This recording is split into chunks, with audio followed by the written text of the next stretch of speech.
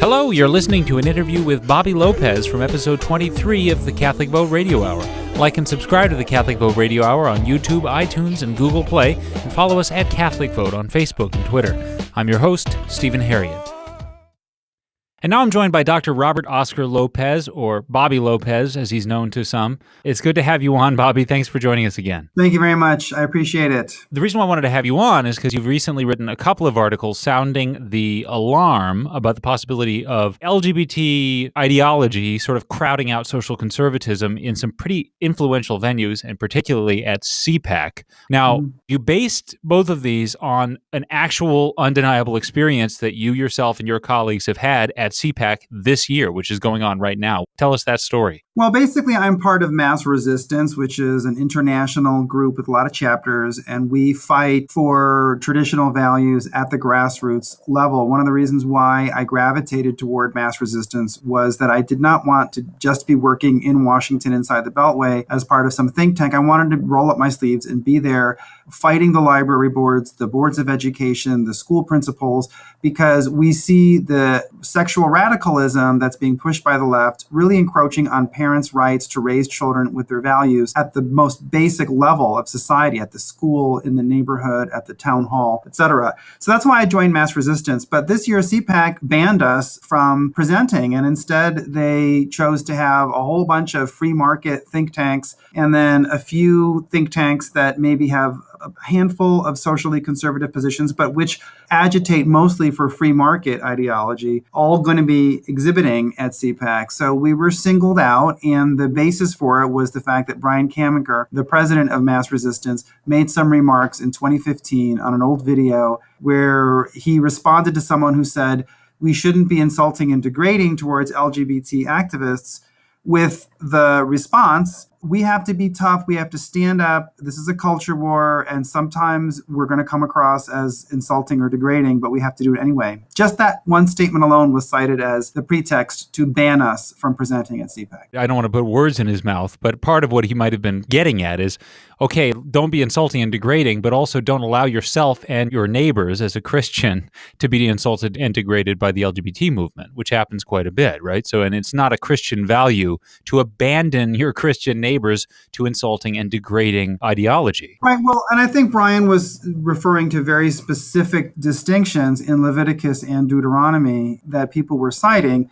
It's true that you should love your neighbor as yourself and don't seek vengeance, and you should speak the truth in love. And that's how you deal with people who are part of your community who are struggling with sin in their lives. You're not going to be judgmental toward them, but there's a whole other standard that you apply when there are people in positions of power who are trying to force sinful actions on you and trying to destroy the moral order of your society. Nowhere in the Old or New Testament are we instructed to deal gently with those people. Jesus Christ was not, he was always forgiving, but he wasn't gentle and kind and delicate with the Pharisees or with the people who were trying to destroy the scripture or to lie about God. He said that blasphemy was the one unpardonable sin. So he did, in fact, say that there were unpardonable things. Right. Well, it does worry me, too, because CPAC is largely attended by young conservatives and libertarians. And I've worked with young conservatives and libertarians, and I've also attended CPAC.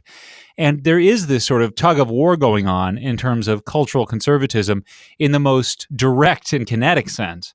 In other words, the kids that I've met, not all of them are living very upright lives themselves, and they sometimes kind of use conservative rallies and things like this as an occasion to party and hook up, believe it or not. Right. Sorry to break it to you listeners, but this does happen. Right. That's another concern, is that a lot of the messaging of the left does tend to appeal to typically youthful vices, doesn't it? Well, I think this is the heart of the problem. What we're looking at with CPAC's decision is the negative impact of ambition. Ambition can poison almost any good idea or any moral standard. And in the case of the conservative movement, yes, it's true that we were founded on traditional morals. That was a big part of it. But there's also a large contingent of people that are in the conservative movement who are, for lack of a better word, exploiting an opportunity that has been given to them because the left failed so miserably. Because the left took over so many cultural institutions and came up with such terrible ideas and caused everything to backfire so severely on themselves. when they fall down and collapse, basically they're leaving behind this wreckage where people can come in like war profiteers and benefit from it somehow. They can find a way to find profit for themselves out of the wreckage left by the left's failures. And unfortunately, a lot of those people are not going to be conservative because they're driven by moral values. They're going to see an opportunity here, or they will have some longstanding grudge against things that the left did, but that doesn't mean that they actually want to be moral or that they want to submit to the kind of code of conduct that conservatism implicitly demands from people. Right. So in other words, there's a sort of temptation in the wreckage of leftism to sort of move in and make a cottage industry out of ridiculing that failure and maybe drumming up a sort of enthusiastic audience of let's dance in the wreckage and say, well, at least we're not punitive and we're not censorial like these bad guys. But other than that, anything goes, so let's party. Right. And that's not really conservatism. Absolutely. And I think the left has been just so bad that they let us get lazy as conservatives because all we had to do was point out the ridiculousness of the left and we felt like we were advancing some conservative project when that's not really the case. I think a lot of the campus conservatism that I've seen is just young people being snarky, making fun of liberals and how stupid they are, and then wanting to go on and have fewer rules imposed on them. And they behave essentially like spoiled kids. And I hate to be so brutal, but we have to be brutally honest at this point. That's not conservatism. And unfortunately, we are now 20 years into this kind of campus conservative, in quotes, reaction against the left, which isn't really conservatism. It's just young people who are having a good time making fun of the left. And I don't really see how they're that morally distinguishable from the left. And I think on the LGBT front, it's particularly pronounced because there has been this constant attempt to put forward gay conservatives and to find gay people who will criticize the left and to pat them on the back and make them feel incredibly special because they're gay and yet they're not liberal. I don't see anything honorable about being a homosexual and wanting low taxes and a strong military. If you're saying that you want to pay less in taxes and you also want to have no restrictions on the kind of immoral behavior you engage in your own life, that's not honorable. That's not something that conservatives should put forward as a model for themselves. Right. And actually, you know what? It doesn't work in the long run either, because what you're doing is you're allowing the other person to become the magnet who draws people in, and he's selling an entirely different set of goods. Whereas if you're saying, look, I've got the goods, this is the truth, this is the gospel, this is conservatism, then you're selling something. And even that person is extremely welcome to partake of what we have, right? Especially as Catholics, listeners, as Christians. And when we say we've got the goods, God has the goods, come and partake of it with us, that's an entirely different project than kind of going around and saying, hey, are you young and sexy and fascinating? Tell me what you've got so that we can all celebrate you. It's an entirely different project. Yeah. But I want to touch on one other thing before I let you go. I really wanted to touch on an important thing here is President Trump is going to be speaking at CPAC, right? And he just, of course, won this historic victory in 2016. And I think part of this is a lot of people maybe misunderstanding how that vote was delivered and why Trump was elected. Trump wasn't elected by socially liberal fiscal conservatives. He was actually elected by almost the reverse of that in a lot of cases. People who are not very concerned with being in line with the Wall Street Journal on economics and military spending, but are very concerned about culture, and they're basically traditionalists, moral traditionalists. Isn't that a big block of what delivered the Trump vote? Yeah, Make America Great Again was the slogan, and if you'll notice, that's not really an economic argument so much as a cultural argument. It is true that a lot of people were frustrated with the Democrats' neglect of the economic problems facing working class people, particularly in the middle parts of the country. But overall, people felt that their culture was falling apart, and they were responding to the fact that the family structure is broken down and the fact that a lot of disgusting, repulsive behavior is being forced on them and their kids in school, on TV, in the media. And the LGBT movement is part of it, not all of it, but that is definitely a part of it. When you have gay pride parades that are reveling in just sick and really immoral behavior very publicly, and you're placed under investigation for criticizing it, that's a problem that really is affecting a lot of people all across America. And there was this vague sense that we had to take the culture back and that the left had placed us in a position where we were really powerless to fight all these cultural changes. None of that really betokens a strong level of the support for, let's say, Straussian economic theory or free market economics absent cultural conservatism and a return to ideas of chastity and godliness. That's the problem, is that people are thinking that there's this huge mass of young people out there who are flocking to Ben Shapiro performances or a speech by Milo or protesting against things that are going on the left with political correctness,